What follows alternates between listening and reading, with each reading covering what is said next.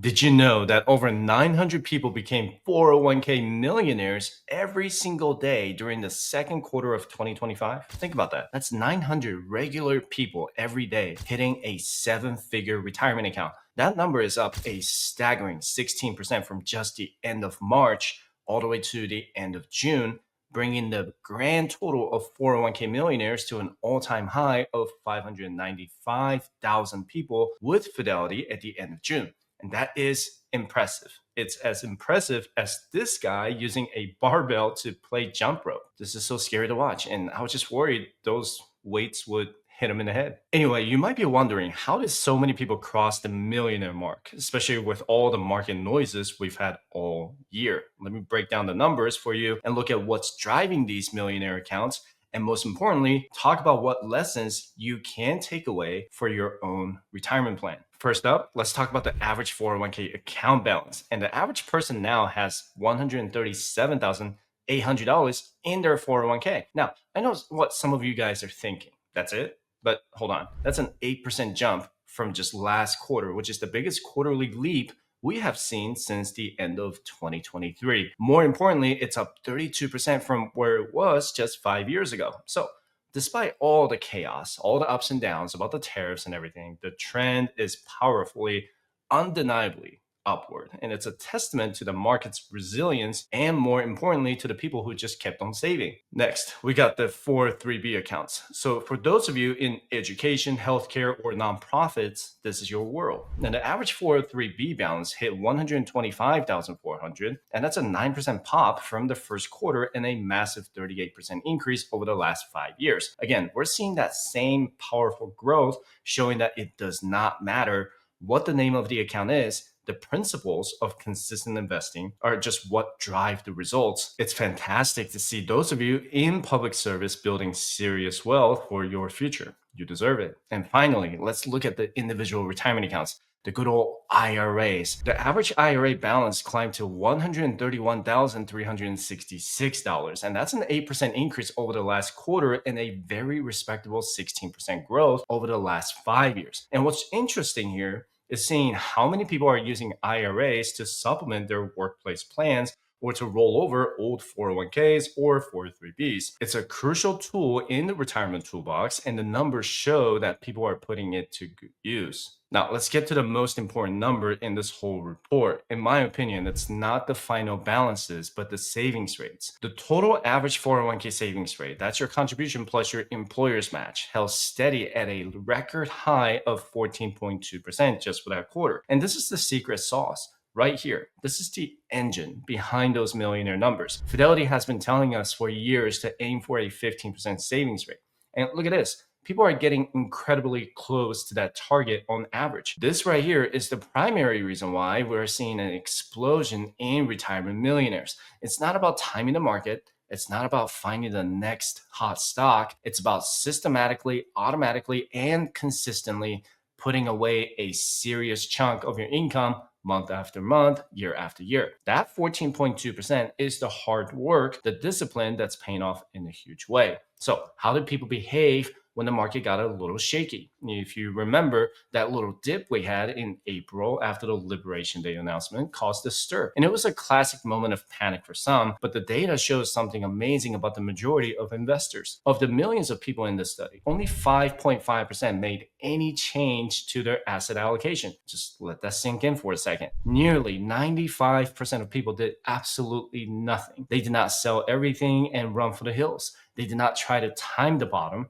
They just stayed the course. As Mike Shamrell from Fidelity put it, these retirement savers were able to benefit from the market rebound that occurred later in the quarter. And this is professional grade investing behavior from everyday people. And it's the quiet, unsung hero of this story. And it's about trusting the plan you made when you were calm and rational, not reacting to the fear you feel when the headlines are screaming. Finally, I've got to give a shout out to Gen X and the baby boomers because the report shows that IRA contributions are on the rise for those groups. And this is so important. As you get closer to retirement, those last 10 to 15 years of savings are supercharged. And you're often at your peak earning years and you have the ability to make those catch-up contributions. It's fantastic to see that people are not coasting to the finish line.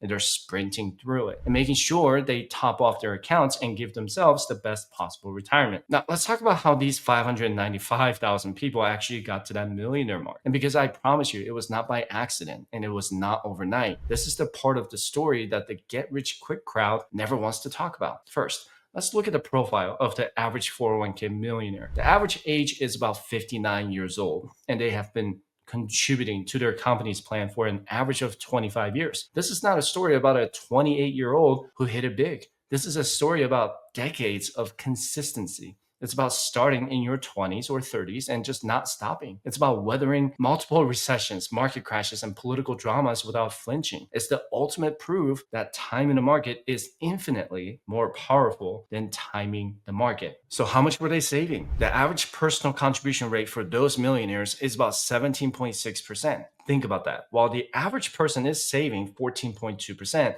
these future millionaires were pushing it even harder. And when you add in their employer matches, their total savings rate skyrockets to 26.2%. Over a quarter of their income plus the employer match was being funneled directly into their future. That's how you build a fortress of financial security. It's aggressive, it's disciplined, and it clearly works. And as I mentioned before, what's truly amazing is how they behaved during market turbulence. That 5.5% number is worth repeating. When the market crashed in April, when fear was at its peak, these folks did not panic. They had a plan and they stuck to it. They understood that volatility is the price you pay for higher returns. They stayed the course and they were rewarded for it. And it's a masterclass in emotional control. When I think about a market crash, I just look at the index fund, ETFs, or stocks at a 10% discount instead of a 10% loss, because I know that those stocks will recover eventually. And I'm also just happy to see people putting their money into their IRAs. It shows a level of financial sophistication that's really encouraging. And people understand that the 401k is just one piece of the puzzle. Let's quickly break down the differences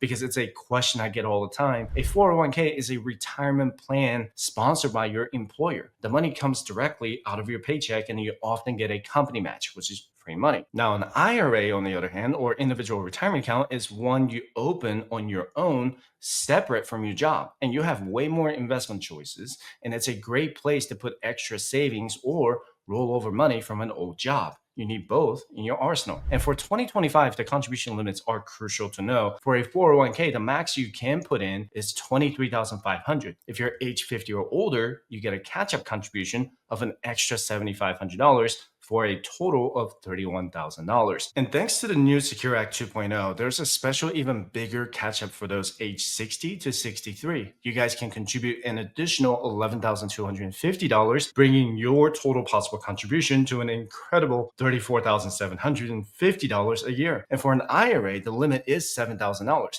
And the catch up for those 50 and over is an extra $1,000 for a total of $8,000.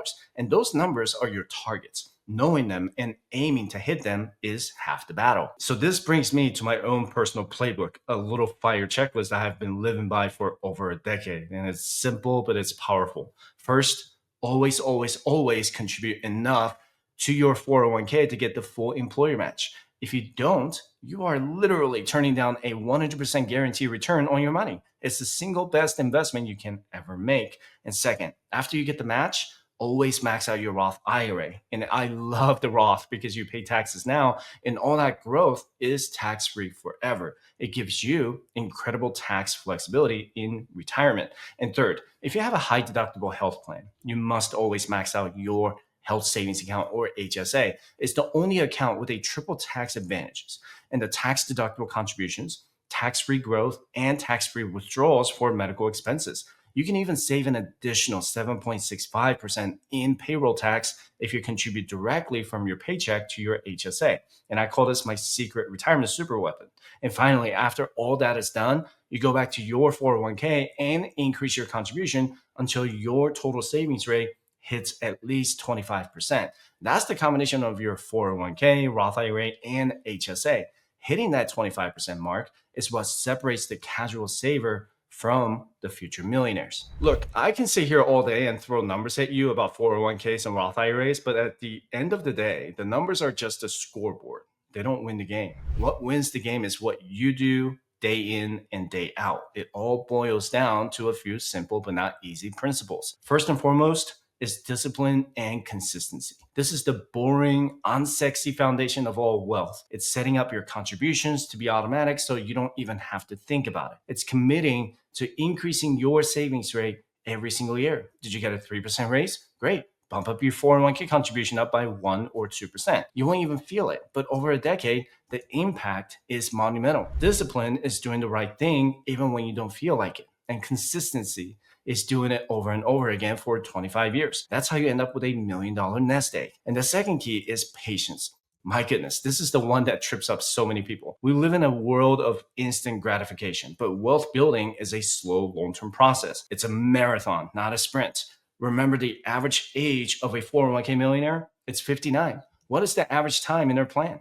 25 years. They did not get there in 5 years. They planted a tree a long time ago and patiently watered it, knowing they would not sit in its shade for decades. And you have to embrace the long game. You have to be willing to let compounding do its magic over a very, very long time. And there will be years when the market is down. There will be times your account balance is lower than it was the year before. Patience is having the strength and wisdom to see past the short-term noise and stay focused on the long-term goal. And the third key, which might be the most important one, is self-development. And I'm not saying you need to become a Wall Street expert, but you absolutely need to understand the basics of what's going on with your own money. And you should know the tax structure of your accounts. Are you contributing to a traditional 401k to get a tax break now, or a Roth 401k to get tax-free withdrawals later? What are the tax consequences of your decisions? You also need to understand fees. What are the expense ratios on the mutual funds you're invested in? A 1% fee might not sound like much, but over 30 years, it can consume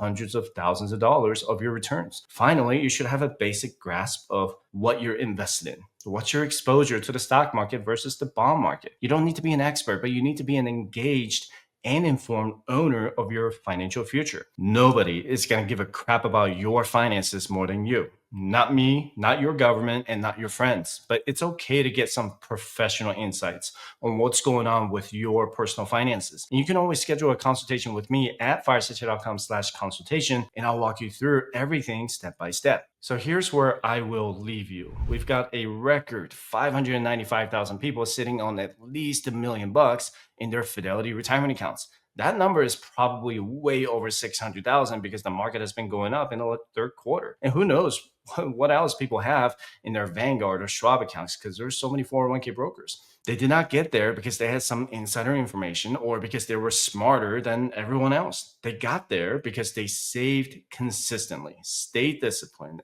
and did not panic when the market dipped, and play the long game. That's it. No magic, no shortcuts, just habits repeated over decades. The key is to stay consistent and keep learning, understanding the basics, how much you're contributing, what fees you're paying, and how your portfolio is actually invested. From there, keep stacking year after year, because once you lock in the discipline, time will do the heavy lifting for you. And that's how ordinary people become retired millionaires. And this has been another beast of a video, and we got a lot out of it.